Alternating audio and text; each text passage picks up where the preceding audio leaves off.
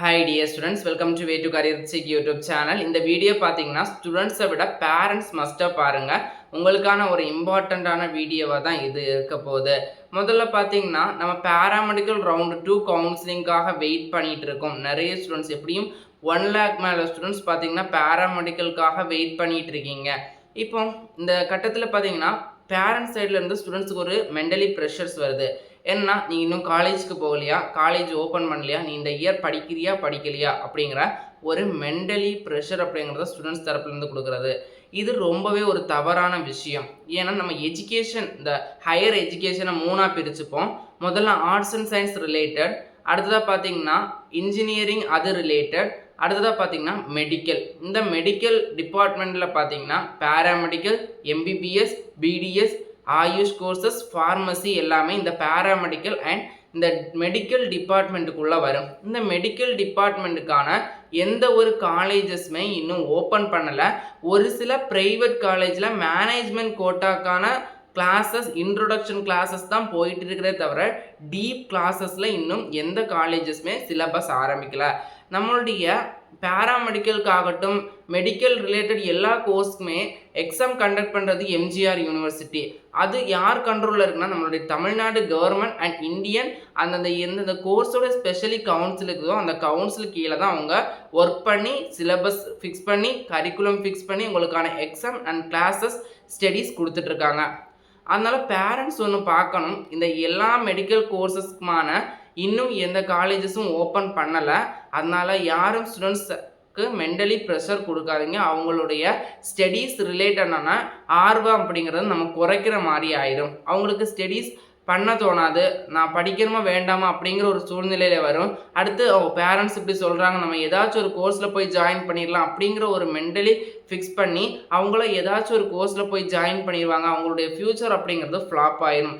இதே மாதிரி தவறுகள் நடக்காமல் இருக்க என்ன பண்ணணும்னா பேரண்ட்ஸ் சைடில் இருந்தும் ஒரு சப்போர்ட் வேணும். ஏன்னா ஸ்டூடெண்ட்ஸுக்கு எப்போ கவுன்சிலிங் கண்டிப்பாக நடத்துவாங்க, எல்லாருக்குமே கண்டிப்பாக காலேஜஸ் மேக்ஸிமம் நல்லா சாய்ஸ்ஃபுல் பண்ணிட்டீங்கனாலே கிடைக்கும்.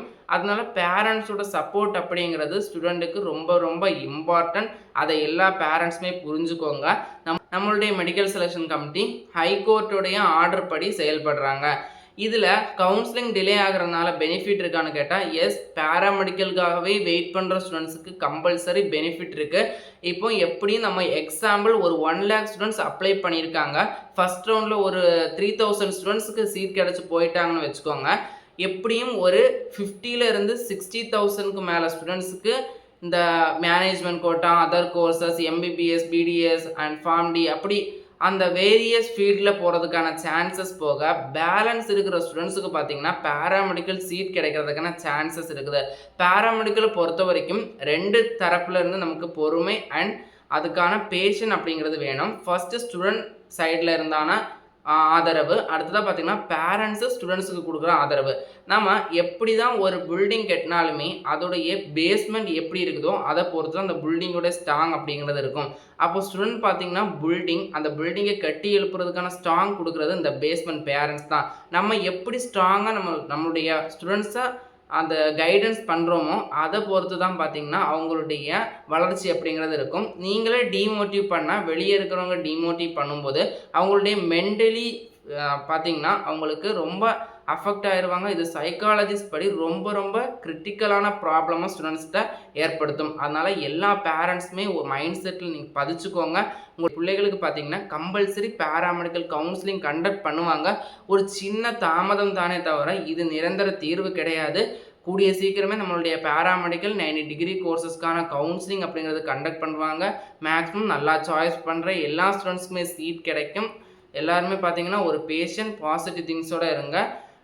கூடிய சீக்கிரமே நம்மளுடைய மெடிக்கல் செலெக்ஷன் கமிட்டி சைடில் இருந்தும் அப்டேட்ஸ் கிடைக்கும். அதனால் எல்லாருமே ஒரு மோட்டிவ் திங்ஸோடு இருங்க. உங்களுடைய பிள்ளைகளுக்கு பார்த்திங்கன்னா மோட்டிவேஷன் தாட்ஸை கொடுங்களே தவிர அவங்களுக்கு நெகட்டிவ், அதாவது டிப்ரெஷன் பண்ணுற மாதிரி எதுவும் வார்த்தைகள் விட்டுறாதீங்க.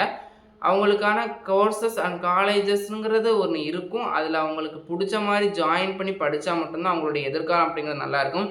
ஏதோ நம்மளுடைய அழுத்தத்தால் ஏதோ ஒரு கோர்ஸில் போய் ஜாயின் பண்ணி அவங்க அதில் படித்து அவங்களுடைய ஃப்யூச்சர் ஃப்ளாப் ஆகுறதுக்கு கொஞ்சம் வெயிட் பண்ணி அவங்களுக்கு பிடிச்ச கோர்ஸ் படித்து பிரைட்டான கரியர் ஏற்படுறதுக்கு அது எப்படி இருக்குது அதுங்கிறத பேரண்ட்ஸ் அப்படிங்கிறது யோசிச்சு பாருங்கள். உங்களுடைய பிள்ளைங்களுடைய எதிர்காலத்தை நீங்கள் பார்த்தீங்கன்னா டிப்ரெஷனில் கொண்டு போகாதீங்க.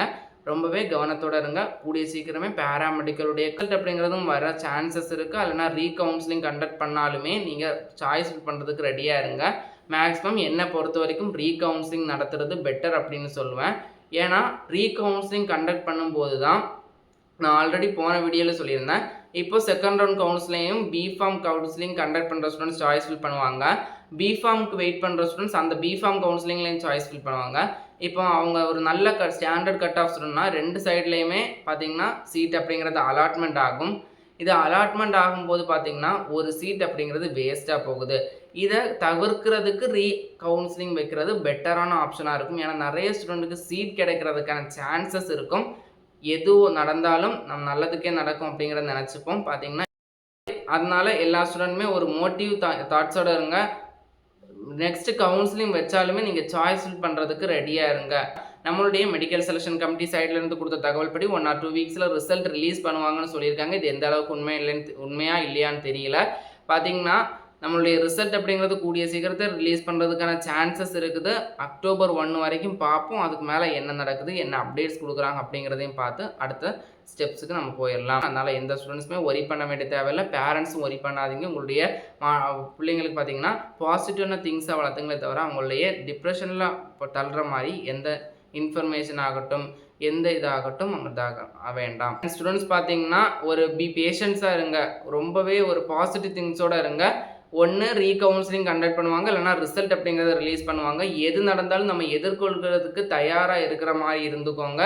எல்லாம் கூடிய சீக்கிரத்தில் நமக்கு பார்த்தீங்கன்னா எல்லா சிலபஸ் கவர் பண்ணுறதுக்கான டைம் பார்த்தீங்கன்னா உங்களுக்கு 6 months தான் செமஸ்டர் எக்ஸாம்.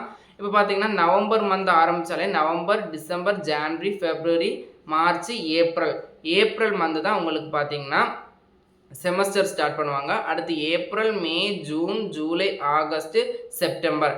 நெக்ஸ்ட் இயர் செப்டம்பருக்குள்ளேயே உங்களுக்கான 1 year அப்படிங்கிறது கம்ப்ளீட் ஆயிரும். என்ன தெரியுதுன்னா நம்மளுடைய மெடிக்கல் செலெக்ஷன் கமிட்டி எல்லாமே பிளானிங்கோட தான் பண்ணுவாங்க. யாரும் ஒரி பண்ணிக்காதீங்க, கவலைப்படாதீங்க. எல்லாருமே பாசிட்டிவ் திங்ஸோட இருங்க. நம்ம way to career seek YouTube சேனல்ல இருந்து மெடிக்கோ சக்ஸஸ் அப்படிங்கிற ஸ்கீம்ல இருந்து பார்த்தீங்கன்னா எல்லாருக்குமே ஆன்லைன் கியூஸ் அப்படிங்கிறத கண்டக்ட் பண்ணுறோம்.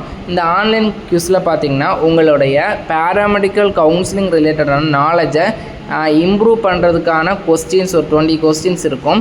நீங்கள் இந்த 20 கொஸ்டினுக்கு பார்த்தீங்கன்னா ஆன்லைனில் ஆன்சர் பண்ணுற மாதிரி இருக்கும். அடுத்து இதில் பார்ட்டிசிபேட் பண்ணுற ஸ்டூடெண்ட்ஸ் பார்த்தீங்கன்னா நீங்கள் கியூஸை கம்ப்ளீட் பண்ணதுக்கப்புறமா என்னுடைய மெயிலுக்கு பார்த்தீங்கன்னா கம்ப்ளீட்டட் கியூஸ் அப்படிங்கிற இதோடைய ஷேர் காப்பி எனக்கு ஷேர் பண்ணும்போது உங்களுக்கு சர்டிஃபிகேட் அப்படிங்கிறத ப்ரொவைட் பண்ணிடுவோம். அடுத்தது பார்த்தீங்கன்னா அதோடைய லிங்க் பார்த்தீங்கன்னா நம்மளுடைய description and WhatsApp, Telegram channel, YouTube போஸ்ட்லேயும் போஸ்ட் பண்ணியிருக்கோம். மறக்காமல் நீங்கள் ட்ரை பண்ணி பாருங்கள். உங்களுடைய நாலேஜை கெயின் பண்ணுற மாதிரி இருக்கும். இதுக்காக எந்த ரெஜிஸ்ட்ரேஷன் சார்ஜஸும் கிடையாது. இந்த மெடிக்கோ சக்ஸஸ் ஸ்கீம் மூலமாக கியூஸை நீங்கள் பயன்படுத்திக்கோங்க. மேலும் இது போன்ற கல்விசார் தகவலுக்கு இணைந்திருங்கள் way to career seek YouTube சேனலுடன். நம்ம சேனலை சப்ஸ்கிரைப் பண்ணால் சப்ஸ்கிரைப் பண்ணிக்கோங்க. வாட்ஸ்அப் அண்ட் டெலிகிராம் சேனலில் ஜாயின் பண்ணிக்கோங்க.